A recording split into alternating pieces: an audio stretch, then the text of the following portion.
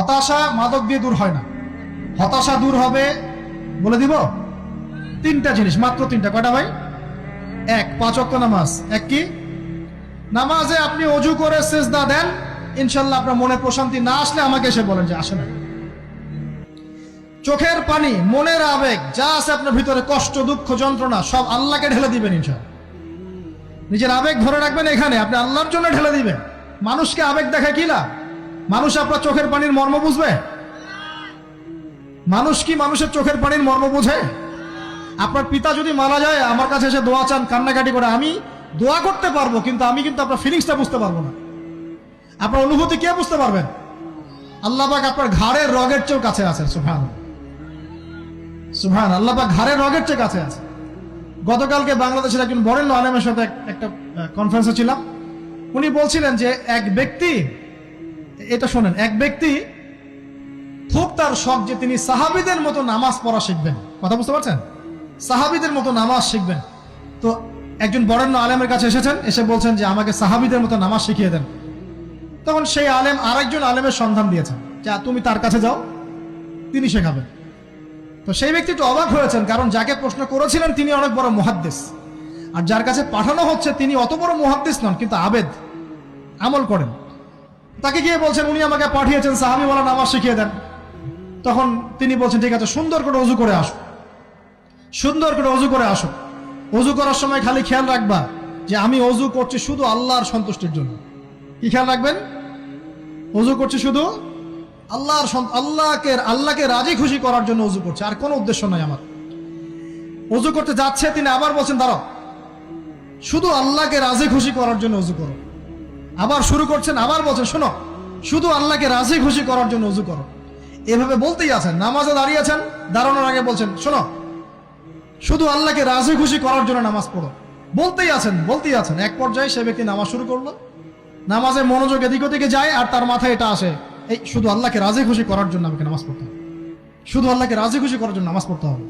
এই চিন্তা তার মনের মধ্যে ঘুরপাক খাচ্ছে। এভাবে নামাজটা সে শেষ করে চিন্তা করছে যে নামাজ তো পুরোপুরি মনোযোগ দিতে পারলাম না। বারবার মাথার মধ্যে এরকম চিন্তা আসছে, আল্লাহ আমাকে তো মাফ করে দাও, নামাজটা আমার মনে হলো না ঠিক মতো।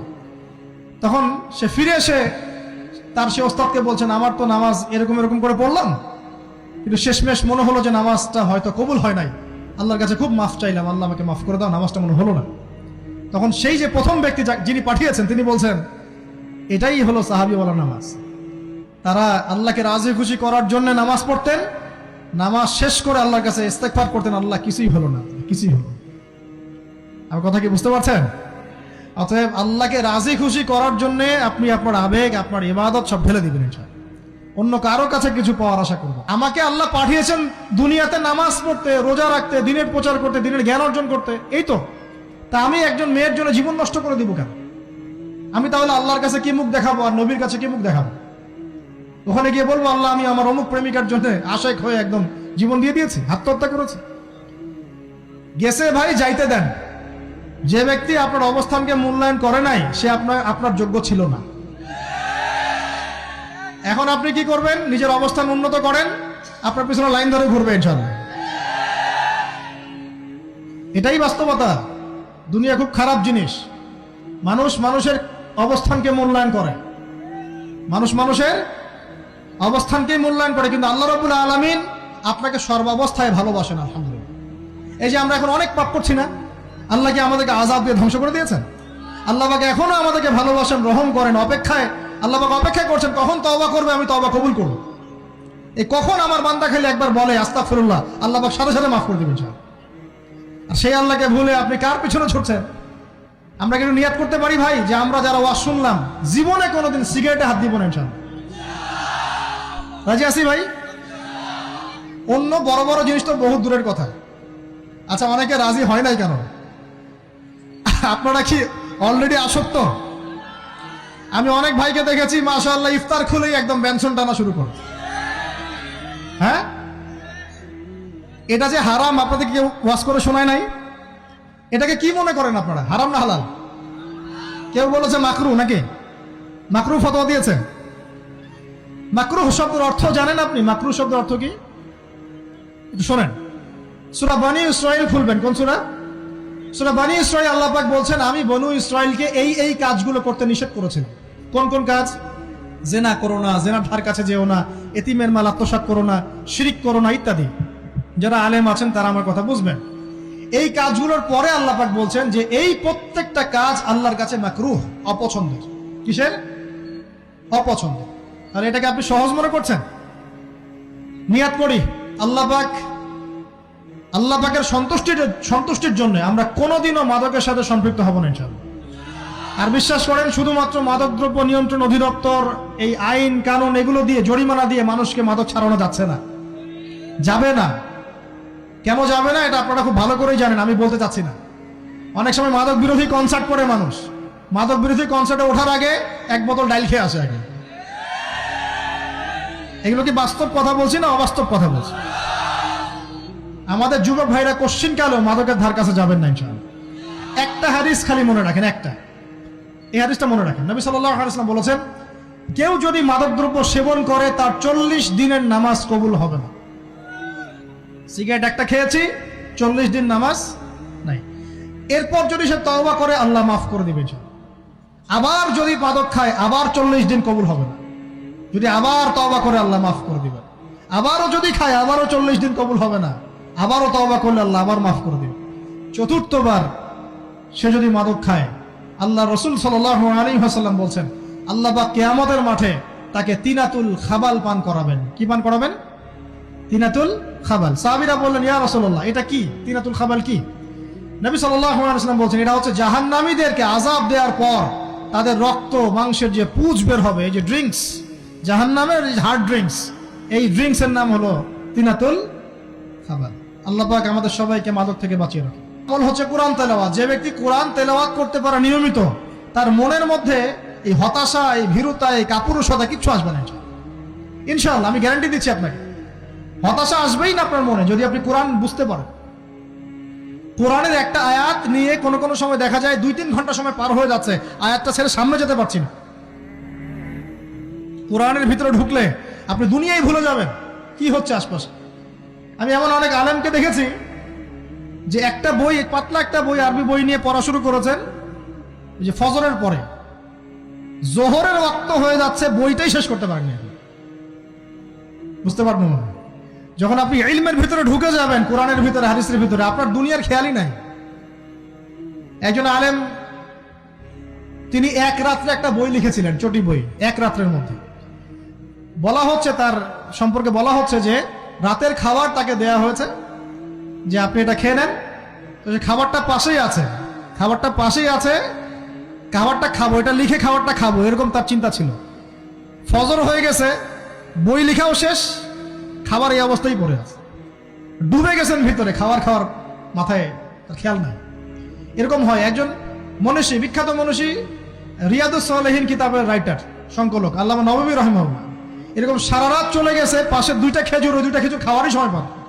হাদিস নিয়ে গবেষণা করতে রাত পার হয়ে গেছে। আমি বলতে চাচ্ছি, যখন ইলমের ভিতরে, কোরআন হাদিসের ভিতরে ঢুকে যাবেন, আপনার দুনিয়ার খেয়াল আপনার চলে যাবে ইনশাআল্লাহ। এই টেনশন, হতাশা, এই সেই বাদ, তখনই আল্লাহ পাক আপনাকে তার পক্ষ থেকে রহমত দিবেন, বরকত দিবেন। আল্লাহ আপনার দুনিয়ার কাজগুলো করে দিবেন ইনশাআল্লাহ। তখন দেখবেন কেউ আপনার দুনিয়ার ওই কাজটা করে দিয়েছে, কেউ ওই কাজটা করে দিয়েছে, কেউ বাসায় খাবার পাঠিয়ে দিয়েছে, আল্লাহ পাকই এগুলো করাই দিবেন ইনশাআল্লাহ। তো প্রিয় ভাইরা, মাদকে যাবো না আল্লাহর কাছে আসবো? 2 নাম্বার কোরআন তেলাওয়াত, 3 নাম্বার আল্লাহর জিকির। 3 নাম্বার কি ভাই? আল্লাহর জিকির। চলতে ফিরতে সব সময় মুখ চলতে থাকবে, মুখ না চললেও মনে মনে মন তাজা থাকবে, মনে মনে জিকির হতে থাকবে। মনে মনে জিকির করতে পারেন? মুখ নড়বে না, কিন্তু মনে মনে আপনার একটা জিকির হতে থাকবে, সুবহানাল্লাহ ওয়া আলহামদুলিল্লাহ, লা ইলাহা ইল্লাল্লাহ, আল্লাহু আকবার। পারা যাবে? পারে। মানুষের মন কখনো চুপ করে থাকে না, কিন্তু মানুষের মন অলওয়েজ কিছু না কিছু চিন্তা করতে থাকে না, যতক্ষণ না ঘুমায় মানুষ। তো প্রিয় ভাইরা, বেশি বেশি জিকির করবো, সুবহানাল্লাহ, আলহামদুলিল্লাহ, লা ইলাহা ইল্লাল্লাহ, আল্লাহু আকবার, লা হাওলা ওয়ালা কুওয়াতা ইল্লা বিল্লাহ, এগুলো চলতে থাকবে। আল্লাহ পাক তৌফিক দান করুন। আমরা আমাদের সমাজে যুবকদেরকে এরকম টিকটকে দেখছি, অনলাইনে আসক্ত দেখছি, জেনায় আসক্ত দেখছি, পর্নোগ্রাফিতে আসক্ত দেখছি। আমরা দেখছি আমাদের যুব সমাজকে মাদকে আসক্ত, কিশোর গ্যাংয়ে আসক্ত। এইগুলো কি আমাদের কাম্য ছিল ভাই? আমাদের কাম্য ছিল? এই অবস্থায় কি যুব সমাজ আল্লাহ পাকের দ্বীনের পতাকা হাতে নিয়ে আল্লাহর জমিনে দিন কায়েম করতে পারবে কিনা একটু আমাকে উত্তর দেন দেখি। এখন এই অবস্থায় পারবে? অতএব অবস্থার উন্নতি করতে হবে কিনা? উন্নতির জন্য রাজি আছি কিনা ইনশাআল্লাহ? আমরা চাই কি আল্লাহ পাকের দিনটা আল্লাহর জমিনে প্রতিষ্ঠা লাভ করুক, আল্লাহর দিন সবার ঘরে ঘরে পৌঁছে যাক, আল্লাহ পাকের দিনের যে সৌন্দর্য সবাই সেটাই, এই সৌরভটা সবাই পাক, আমরা চাই কিনা? সমাজে শান্তি প্রতিষ্ঠা হোক, আবার সেই রাসূলের মতো যুগ চলে আসুক, আমরা চাই কিনা? অতএব আমাদের সবাইকে যৌবনের এই প্রলোভনগুলো থেকে বেরিয়ে এসে আল্লাহ পাকের ইবাদতে আত্মনিয়োগ করতে হবে। আল্লাহ পাক আমাদের সবাইকে তৌফিক দান করুন, বলি আমিন। আমাদের সবাইকে আল্লাহ রাব্বুল আলামিন কুরআন এবং হাদিসের গভীর জ্ঞান অর্জন করার তৌফিক দান করুন, বেশি থেকে বেশি ইবাদত করার তৌফিক দান করুন। আল্লাহ পাক সবাইকে হারাম সমস্ত রিজিক থেকে বাঁচিয়ে রাখুন, জেনা, ব্যভিচার এবং নারীর ফিতনা, মাদক থেকে আল্লাহ বাঁচিয়ে রাখুন। আল্লাহ পাক আমাদের সবাইকে হালাল রিজিক, হালাল সম্পর্ক যথেষ্ট করে দিন। আল্লাহ পাক আমাদের সবাইকে যেন দিনের দাওয়াতের মেহনত করার তৌফিক দান করেন এবং আলেম ওলামার সাথে পরামর্শ করে দিন শেখার এবং বোঝার তৌফিক দান করেন। যুবতী দিনী বোনদের জন্য, এখানে বোনরা আছেন না? আছেন কি না? দিনী বোনরা আছেন? একটা নসিহত দিনী বোনদের জন্য আমি একটা নসিহত করতে চাচ্ছি, একটা নসিহত। আমার এই একটা নসিহত একটু মন দিয়ে শুনুন প্রিয় দিনী বোন। রাসূলুল্লাহ সাল্লাল্লাহু আলাইহি ওয়াসাল্লাম আমাদের দিনী বোনদের জন্য জান্নাতে যাওয়ার একটা ফর্মুলা বলে দিয়েছেন। আমি কি বলবো সেটা? আচ্ছা, রাসূলুল্লাহ সাল্লাল্লাহু আলাইহি ওয়াসাল্লাম বলেছেন আমাদের দিনী বোনেরা, আমাদের মায়েরা, এই নারী জাতি মাত্র 4টা কাজ করলে জান্নাতের যে কোনো দরজা দিয়ে ইচ্ছা প্রবেশ করতে পারবেন। খুশি হন নাই? কয়টা কাজ? মাত্র 4টা। এক, যদি আমাদের দিনী বোনেরা 5 ওয়াক্ত নামাজটা ওয়াক্ত মতো পড়ে, আল্লাহ পাক তৌফিক দান করুন, বলি আমিন। 2 নাম্বার, যদি তারা রমাদান মাসের রোজাটাকে ঠিক মতো আদায় করতে পারে। 1 নাম্বার 5 ওয়াক্ত নামাজ ঠিকঠাক আদায় করা, 2 নাম্বার রমজান মাসের সাওম রাখা, 3 নাম্বার তাদের লজ্জাস্থানের হেফাজত করা, মানে শরঈ পর্দা মেনটেন করা, শরঈ পর্দা মেনটেন করা। এবং আমি বলে দেই, চেহারাটা আপনাদের পর্দার অন্তর্ভুক্ত। এটা নিয়ে অনেক বাকবিতণ্ডা হয় না সমাজে, চেহারা দেখানো যাবে কি যাবে না ইত্যাদি। চেহারা আপনার পর্দার অন্তর্ভুক্ত বিষয়, ফুল স্টপ। এর উপরে ফতোয়া অনেকে অনেকভাবে দিচ্ছে, কিন্তু বরেণ্য উলামায়ে কেরামের কিতাবগুলো ঘাটাঘাটি করেন, তাদের ফতোয়া হচ্ছে চেহারা আপনার পর্দার অন্তর্ভুক্ত বিষয়, চেহারা ঢেকে রাখবেন, আল্লাহ পাক তৌফিক দান করুন। চোখ থাকবে খোলা, ঠিক আছে। 4 নাম্বার, স্বামীর আনুগত্য করতে হবে। স্বামীর আনুগত্য, এই যে আনুগত্য শব্দ শুনলেই মানুষের একটা মানে নেগেটিভ ধারণা তৈরি হতে পারে। স্বামীর আনুগত্য মানে কি আমি তার দাসত্ব করব? আনুগত্য মানে, প্রিয় দিনী বোন, আনুগত্য মানে দাসত্ব নয়। আনুগত্য মানে কোরআন সুন্নাহর যে বিধানগুলো আপনার স্বামী আপনাকে পালন করতে বলবে, আপনি সেগুলো করবেন, আপনি করতে বাধ্য। কিন্তু স্বামী যদি কোরআন সুন্নাহর বাইরে কিছু করতে বলে, সেটা মানতে আপনি বাধ্য নন। স্বামী যদি আপনাকে বলে যে সুদ খাও, এই সুদি এনজিওতে আসো, নাম লেখাও। স্বামী যদি আপনাকে বলে যে আসো বেপর্দায় বাইরে যাই, সাজুগুজু করে বের হও, চলো ঘুরে আসে বেপর্দায়। স্বামী যদি বলে দেবরকে একটু খাবারটা দিয়ে আসো, আমার অফিসের কলিগ আসছে, খাবার পরিবেশন করো, আসো ডাইনিংয়ে আসো। এই যে হারাম কাজ, বেপর্দার আদেশ করছে, সুদের আদেশ করছে, আপনি সেগুলো পালন করবেন না। কিন্তু হালাল বৈধ যে কোনো বিষয় আপনি স্বামীর আনুগত্য করবেন, এটা আপনার উপর ফরজ। এই 4টা কাজ যদি আপনি করতে পারেন, জান্নাতের যে কোনো দরজা দিয়ে ইচ্ছা আপনি প্রবেশ করতে পারবেন ইনশাআল্লাহ। আল্লাহ পাক আমাদের দিনী বোনদেরকে এই 4টা কাজ করার তৌফিক দান করুন। আমাদের সবাইকে আল্লাহ পাক জান্নাতের জন্য কবুল করুন, বলি আমিন।